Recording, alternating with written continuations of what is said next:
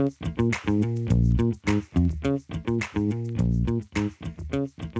been at RJO for just over 8 years. I came as part of an acquisition. RJ Bryan bought the Kite Group, which was a wide-reaching future and options FCM here in the UK, and we joined RJ Bryan to provide them with a footprint in the UK to complement the business that they had here already. RJO has been in London for just over a decade. The real growth has been over the last 4 or 5 years. By having a fully functioning FCM here, it has allowed us to get into a wide-ranging amount of asset classes, mainly derivatives driven, and we have been able to grow from a staffing of about 75, 80 people up to 100 over the last couple of years, of which 40 are involved in the sales and the broking side of the business. We are traditionally a commodities house by nature, but in the UK we've been able to enhance it by getting fixed income into the fixed income space, the energy space, metal space, and the clearing sales side. So as a firm, we continue to evolve and continue to grow and provide a more global footprint for the firm. Being able to have a base here in London, we're 100 persons strong here. The global group has about 650 people. So we are the second biggest hub outside of Chicago. That footprint on this side of the pond has allowed us then to move further afield, and we opened in Dubai and in France in recent years. Dubai has come from the foresight of the board and seeing opportunity in the region. We opened there in 2018 and have grown from a small office to now a 45-person group. And we also have Paris, an office in Paris, which was set up due to Brexit, and again has given us further opportunities to grow our footprint and become a truly global firm. What Paris and Dubai have allowed us to do is to complement the offering of London. So as I mentioned, the asset classes we cover in London, opening in Paris has given us a stronger focus in equity derivatives, and in Dubai, alongside the traditional fixed income derivatives and energy space that we are in, we also have got involved in US cash treasuries, bonds, Middle Eastern bonds as well, and also have had a successful foray into equities as well. So the wider asset class that we've been able to get involved in and attract sales and brokers has come about by being able to be in multiple jurisdictions. And again, this very much complements the traditional commodities, agricultural facing business of Chicago, which also has evolved into more institutional business over a period of time. But we have now become a more diverse global group.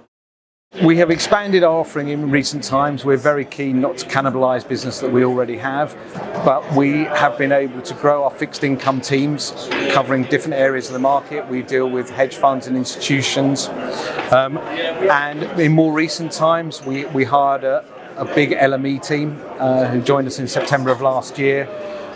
They are very experienced in the space. We are a Cat 2 member of the London Metal Exchange, and this has allowed us to put that business more at the forefront of what we do. They hit the ground running and have been with us now 8 months, and that's been very successful. We've also branched out into equities in the UK, and we have a successful team looking after a number of investment firms. And also now we have equity derivatives as well in London, so another string to the bow and another part of our diversification. You know, in a marketplace that we operate in, it's very easy to be concentrated and require volatility in certain areas. The expansion across asset classes that we've been able to undertake has now given us coverage when certain markets are busier and certain markets are less busy.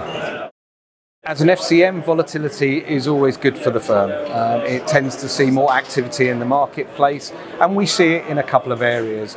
We offer execution and clearing services, and on the clearing services side, we now have global assets of about $8 million, allowing our clients to trade the markets they want to. And also with what we've seen in the geopolitical space with the war in Ukraine and the macroeconomic situation caused by inflation and tightening of fiscal policy by the central banks has meant that there's been continued growth and activity in all our key areas. So from the fixed income perspective, the movements in the markets during Q1 and the impact of the US bank defaults has certainly made people need to do more business to hedge their books accordingly, and also with the situation with commodities in relation to the Ukraine war has seen people looking to be more active both in the grain space and the energy space. So we're seeing a lot of growth there. We also have a very vibrant sales team on a clearing perspective, and with the movements in the market we're seeing more people migrating to us as a firm, given the experience and the history that we have as a firm, to be able to continue to grow our business. The foundation of the business is risk management. RJ O'Brien is proud to say it's been around for 109 years, and there is a strong reason for that. That is because we work very closely across the globe with a dynamic risk management team. We have operations, as you know, in Dubai and Paris and London and Chicago as key hubs, and we have a follow-the-sun model. And we are very risk averse. Relationships that we have with our clients and our salespeople, we want them to last for a long time.